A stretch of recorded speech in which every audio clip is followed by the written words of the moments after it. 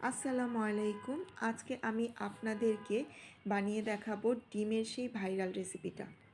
অনেক দিন ধরেই খুব খেতে ইচ্ছে করছিল, তাই আজকে খেয়েও ফেললাম আর ভিডিও করে আপনাদের সাথে শেয়ারও করলাম। তো আমি এখানে নিয়েছি শসা, টমেটো, লেবু, বোম্বাইয়া মরিচ, কাঁচামরিচ, ধনেপাতা, পেঁয়াজ আর টমেটো সস আর 4টি ডিম নিয়েছি। ডিমগুলো আমি এখন সিদ্ধ করে নিব। তো ডিমগুলো হাফ বয়েল করতে হবে, কিন্তু আমার খেয়াল ছিল না, ডিম সিদ্ধ করে ঘরে চলে গিয়েছিলাম আর ডিমগুলো ফুল বয়েল হয়ে গিয়েছে। যাই হোক, এই ডিম দিয়েই আমি রেসিপিটা বানাবো। তো একটা ডিম একেবারে ভেঙে ডিমের ভিতরে কুসুম বের হয়ে গিয়েছে। কি করব, মনটা খারাপ হয়ে গেল যে 4টা ডিম দিয়ে করব, কিন্তু একটা ডিম মানে ফাটা ছিল, সম্ভবত আমি খেয়াল করিনি। আর তার জন্যই ডিমের ভিতরে কুসুমটা বের হয়ে গিয়েছে। তো এই যে বাকি যতটুকু সাদা অংশ থাকে সেটা দিয়েই খেয়ে নিব আর কি। তো ডিমগুলো আমি ছিলে নিচ্ছি। ডিমগুলো হাফ বয়েল হলে খুব মজা হতো, টেস্ট আরও বেশি হতো। যাই হোক, ফুল বয়েল হয়ে গিয়েছে। ডিমগুলো আমি ছিলে ভালো করে ওয়াশ করে নিয়ে তারপর আমি সালাদ করার জন্য যে সবজিগুলো নিয়েছি, মানে শসা, টমেটো, সেগুলো ভালো করে ধুয়ে নিব। এই যে দেখেন, ডিমটা ভেঙে একেবারে ভিতরে কুসুমটা বের হয়ে গিয়েছে। কী আর করব, এটাই নিয়ে নিলাম, ফেলে দিতে মায়া লাগে। সালাদ দিয়ে খেয়ে ফেলবো, খারাপ লাগবে না, সাদা অংশটাও মজা লাগে খেতে। তারপর এখানে শসা, টমেটো, লেবু, ধনেপাতা, কাঁচামরিচ, পেঁয়াজ, এগুলো সব ভালো করে ধুয়ে নিয়েছি। আমি একটা বোম্বা মরিচও নিয়েছি। বোম্বা মরিচটা পুরাটা দিব না, জাস্ট সামান্য একটু দিব, একটু ফ্লেভারের জন্য, মানে ঘ্রাণের জন্য। বোম্বা মরিচের ঘ্রাণটা আমার কাছে খুব ভালো লাগে। এই তো ধোয়া হয়ে গিয়েছে।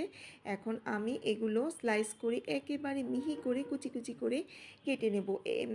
এই রেসিপিতে যত মিহি করে কাটবেন তত রেসিপিটা মজা লাগবে। আরেকটা বিষয় হচ্ছে এখানে অনেকেই তেঁতুলের চাটনি, তারপর কাসুন্দি, এগুলো দিচ্ছে। তো আমার ঘরে এগুলো ছিল না, আর আমার কাছে কেন জানি মনে হলো যে তেঁতুলের চাটনি দিয়ে জিনিসটা ভালো লাগবে না, আমার কাছে মনে হলো। যাই হোক, সবাই তো আর সব জিনিস পছন্দ করে না, আমি ওই জিনিসটা অ্যাভয়েড করেছি। আমি তেঁতুলের চাটনি আর কাসুন্দিটা বাদে সব কিছুই দিয়েছি। এই তো বোম্বা মরিচটা নিয়ে নিলাম, সামান্য একটু কেটে সব কিছু কুচি কুচি করে কেটে নিলাম। আমি সেম এই প্রসেসেই যখন বাসায় পোলাও, বিরিয়ানি রান্না করি, সেটার সাথেও আমি এভাবেই সালাডটা বানাই। খুব টেস্ট হয় এই সালাডটা খেতে, মানে শুধুই খেয়ে ফেলা যাবে, এত টেস্ট হয়। যাই হোক, আমার সব কিছু কাটা হয়ে গিয়েছে। এখন আমি একটু লবণ নিয়ে নিলাম আর লেবুর রসটা ভালো করে চিপিয়ে লেবুর রসটা নিয়ে নিব। লেবুর রসটার জন্য একটু টক টক লাগবে, ভালো লাগবে। আমি সালাতেও সবসময় লেবুর রস আর টমেটো সসটা দিই। আর ঘরে যেহেতু টমেটো সস ছিল না, একটা মিনি প্যাক ছিল, সেটাই দিয়ে দিলাম। তারপর এখন আমি ভালো করে কচলে মেখে নিব। আমি এমনভাবে মেখেছি যে একেবারে বেশি নরম হয়ে গিয়েছে, একেবারে রস বের হয়ে গিয়েছে।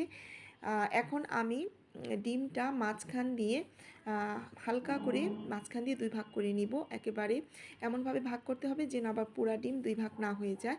তারপর ডিমের মাঝখানে ভিতরে ঠিক এইভাবে সালাদগুলো একটা একটা করে দিয়ে দিব। আমি হাত দিয়ে দিলাম, অনেকেই চামচ দিয়ে দেয়। আমি যেহেতু হাত দিয়ে মেখেছি, হাত আর ধোয়া হয়নি, এর জন্য হাত দিয়েই ডিমের ভিতরে সালাদগুলো দিয়ে নিলাম। যেহেতু আমি এখনই খাবো, সাথে সাথেই খাবো আর সাথে সাথেই খেয়েছিলাম, বিশ্বাস করবেন এটা যে ভাইরাল রেসিপি হয়েছে এই কারণেই হয়েছে, এত টেস্ট, এত মজা। আমি চাটনি, কাসুন্দি কিছুই মিক্সড করিনি, তারপরেও এত ভালো লেগেছে যে আমি সাথে সাথে মানে খেয়ে ফেলেছিলাম। আর অনেকগুলো সালাদ বেঁচে গিয়েছিল, এটা রেখে দিলাম, ভাতের সাথে খেয়ে ফেলবো। এই তো আমি খেয়ে নিচ্ছি। ডিমটা আসলেই অনেক অনেক টেস্ট। যারা ডিম সিদ্ধ অনেকেই খেতে পারেন না, তারা এই সালাদের সাথে ট্রাই করে দেখতে পারেন, অনেক মজা। তাই ভালো থাকবেন সবাই, আল্লাহ হাফেজ।